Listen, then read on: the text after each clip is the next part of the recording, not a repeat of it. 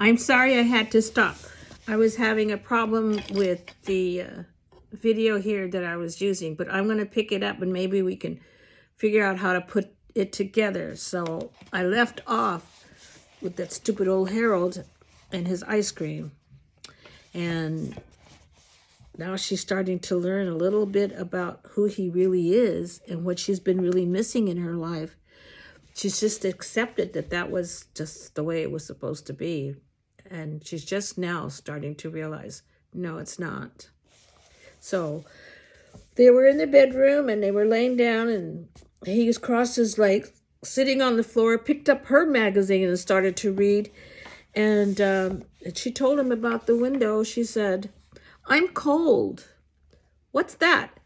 Could you please close the windows, please? He looks at me, sighs, and smiles, and pulls the window shut, and then sits down cross-legged on the floor. And before I even do it, I know I'm starting a fight that is bigger than I know how to handle it. But I do it anyway. I go into the refrigerator and I cross out ice cream on Harold's sides list. What's going on here? I just don't think you should get credit for ice cream anymore. He shrugs his shoulders, amused. Suits me. Why do you have to be so goddamn fair? I shout. Harold puts his magazine down, now wearing his open mouth expression look. What is this? Why don't you say what's really the matter? I don't know. I don't know everything. The way we account for everything, why we share, why we don't share. I'm so tired of it, adding things up, subtracting, making it come out, even if I'm sick or not. I'm sick of it. You were the one who wanted the cat. What are you talking about? All right. If you think I'm being unfair about the extra imitators, we both pay for it. That's not the point. Then tell me, please, what's the point? I start to cry, which I know Harold hates. I always make him uncomfortable, angry. He thinks it's a manipulative, but I can't help it because I realize now that I don't know what the point is in his argument. Am I asking Harold to support me? Am I asking to pay less than half? Do I really think we should stop accounting for everything? Wouldn't we continue tallying things up in our heads?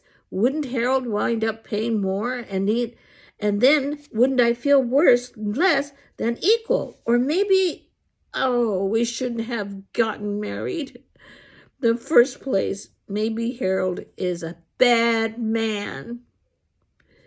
Maybe I made him this way. Did I make him this way? None of it seems right. Nothing makes sense. I can't admit to it, nothing. And I am in complete despair. I just think we have to change things. I say that when I think I can't control the voice. Only the rest comes out like whining. We need to think about what our marriage is really based on, and not this balance sheet, who owes who what. Shit, Harold says, and then he sighs and leans back as if he were thinking about this. Finally, he says in a sound like a hurt voice, well, I know our marriage is based on a lot more than a balance sheet. A lot more.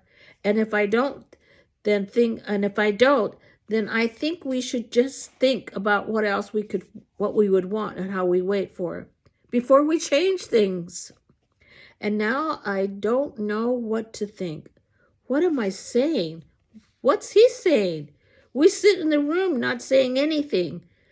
The air feels muggy. I look out the window and out of the distance is a valley beneath us, sparkling of 1,000 lights shimmering in the summer fog. And then I hear the sound of glass shattering upstairs and the chair scrambles across the floor. Harold starts to get up and I say, no, I'll go. The door is open, but the room is dark. So I called, Ma? I see it's all I see it's right away. The marble and table collapsed on top of a sprinted leg. Off the side of the back vase, the smooth crystal broken half. The freezer threw in a puddle of water. And then I see my mother sitting by the open window, her dark silhouette against the sky. She turns around in her chair, but I can't see her face. Falling down, she says something simply. She doesn't apologize. It doesn't matter, I say, and I start to pick up the broken glass shards. I knew it would happen. Then why don't you stop it? Then why don't you stop it? Asked my mother. And it's such a simple question. Why haven't I stopped it? Thank you. We will pick up now about Beverly, what's going on in her life. So I'm sorry for the disruption, but hopefully I'll see if I can take care of it and fix it and put it together, okay? God bless you. Bye.